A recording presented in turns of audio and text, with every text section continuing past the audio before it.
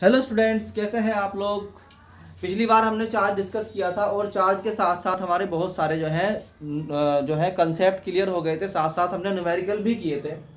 तो ये जो वीडियो लेक्चर्स हैं, ये पूरा कोर्स जो है उन बच्चों के लिए डिज़ाइन किया गया है जिन बच्चों को अंडर 100 रैंक लानी है नीट में, प्लस आईआईटीज़ में जाना है। तो ऐसे बच्चों के लिए एक एक कंसेप्ट हमें खोल के समझाना पड़ता है।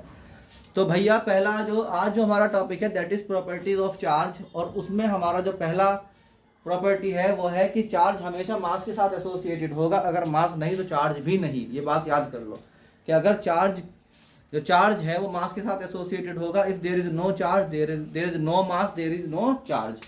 तो यहाँ पर क्या लिखा है मैंने कि charge is associated with mass. Charge कहाँ के साथ होता है? मास के साथ। That is charge can not be found on the massless quantity. पहले पॉइंट क्लियर हो गया? ठीक। तो जिस चीज के अंदर मास नहीं है उस चीज के अंदर चार्ज भी नहीं हो सकता। दूसरी बात जो बहुत ही इंटरेस्टिंग है, और यहाँ पर आईआईटीज वाले बच्चों को और खासकर उन बच्चों को जिनको नीट में टॉप रैंक लानी है, उन बच्चों को समझना पड़ेगा difference between charge and mass का एक अलग से नजरिया है, एक अलग से पॉइंट ऑफ व्यू है। वो क्या है बच्चों कि देखो, आइंस्टाइन ने बताया कि अगर कोई ऑब्जेक्ट जो है मास जो है, किसी ऑब्जेक्ट का मास एम नॉट है। कितना है? Am not. कब? जब उसको हमने रेस्ट में रखा हुआ है। कहाँ रखा हुआ है? रेस्ट में। तो जैसे ही वो ऑब्जेक्ट v वेलोसिटी से चल पड़ता है, जैसे ही वो ऑब्जेक्ट v वेलोसिटी से चल पड़ता है, वैसे ही उसके मास चेंज हो जाता है और उसका मास बन जाता है m equal to M not over under root 1 minus V square over C square. ये वाली कंडीशन बताई आइंस्टाइन ने। This is called theory of relativity. इसका मतलब मास, अगर आप रुके हुए हैं तो आपका मास अलग है और आप चल रहे हैं तो आपका मास अलग है। मगर ये बात चार्ज के साथ फिट नहीं बैठती। यानी चार्ज अगर चल रहा है तो भी उतना ही होगा, और जब चार्ज जो है वो रुका हुआ है तब भी उतना ही होता है। तो हम कहते हैं कि चार्ज की वैल्यू जब वेलोसिटी 0 है तब भी Q, और चार्ज की वैल्यू जब वेलोसिटी 0 नहीं है तब भी Q। ये वाला बहुत इंपॉर्टेंट पॉइंट है, और जब क्वेश्चन डिस्कस करेंगे तो इसके बारे में और कुछ बताऊंगा कि charge is invariant of motion, however mass is variant of motion. बच्चों ये बात समझ में आई कि नहीं आई? चलो अब अगला वाला जो है टॉपिक करते हैं, दैट इज क्वांटाइजेशन। तो भाई ये टॉपिक है क्वांटाइजेशन, यानी property number 3 that is quantization. और क्वांटाइजेशन क्या होता है? क्वांटाइजेशन याद करना बड़ा सिंपल है। सबसे पहले आपको एक बात समझनी पड़ेगी, व्हाट इज एलिमेंट्री चार्ज।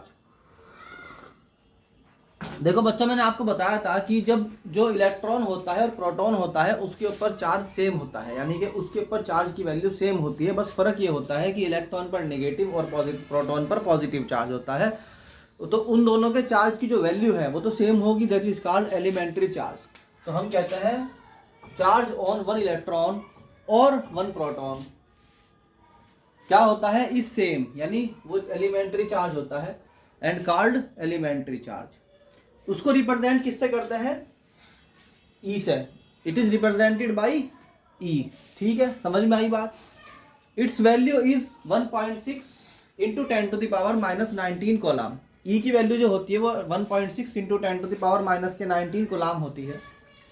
और एलिमेंट्री चार्ज के बारे में खास बात यह है कि एलिमेंट्री चार्ज को आप तोड़ नहीं सकते, यानी कि you can not make peace. आप उसके पीस नहीं कर सकते, आप उसको एक ही रखेंगे, ई रखेंगे, ई। ठीक। तो हमें ये वाली लाइन बहुत ज़्यादा इंपॉर्टेंट है कि जो एलिमेंट्री चार्ज होता है वो अनडिस्ट्रीब्यूटेबल होता है, उसको आप तोड़ नहीं सकते। और चार्ज जो है, इसका मतलब क्या हुआ? चार्ज जो है या तो एक इलेक्ट्रॉन ट्रांसफर हो गया, 2 इलेक्ट्रॉन ट्रांसफर होंगे, 3 होंगे, 4 होंगे या 5 होंगे। 4.5 नहीं हो सकते। मतलब charge on a body always integer multiple. क्या भाई? इंटीजर मल्टीपल होता है, इंटीजर मल्टीपल ऑफ ई। किसका? ई का। यानी एक इलेक्ट्रॉन ट्रांसफर होगा तो प्लस माइनस ई, 2 होगा तो प्लस माइनस 2e, 3 होगा तो plus minus 3e and so on. But can never be, it can never be क्या?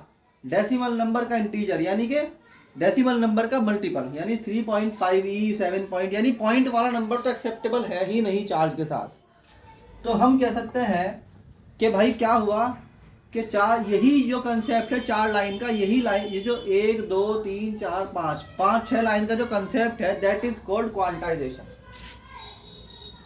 यही क्या है बच्चों? क्वांटाइजेशन है। और हम ही लिख देते हैं hence charge on a body is always Q equal to क्या बच्चों? NE, where N is equal to, where N क्या होता है? N कोई भी क्या होगा बच्चों? इंटीजर। N क्या होगा? कोई भी इंटीजर होगा। इस तरह मेरे ख्याल से आपको जो है ये वाला जो है कंसेप्ट क्लियर हो गया, प्रॉपर्टी नंबर 3। अब हम अगला टॉपिक पढ़ते हैं, that is methods of charging. ठीक है, मैं आपको एक बात और बता दूं लास्ट में कि भाई ये सारे नोट्स आपको जो है हार्ड कॉपी में या फिर सॉफ्ट कॉपी में मिल सकते हैं। आप ये सारे नोट्स लेने के लिए नीचे डिस्क्रिप्शन में जो है जाके स्टडी करें, लिंक को फॉलो करें। और दूसरा, अगर आपको ये पूरा कोर्स ज्वाइन नहीं किया है तो भाई इस कोर्स को ज्वाइन कर लो, क्योंकि नीट में नंबर लाना एक तो वैसे ही डिफिकल्ट है, और हमने जो कोर्स डिज़ाइन किया है वो अंडर 100 रैंक वालों के लिए किया है, प्लस जो है IITs वालों के लिए किया है। और जो बोर्ड वाले बच्चे हैं वो भी इन वीडियोस से जो है अपना फ़ायदा उठा सकते हैं, क्योंकि मटेरियल का एक पॉइंट फिजिक्स का हमने डिस्कस किया है इन टॉपिक्स में, इन नोट्स में।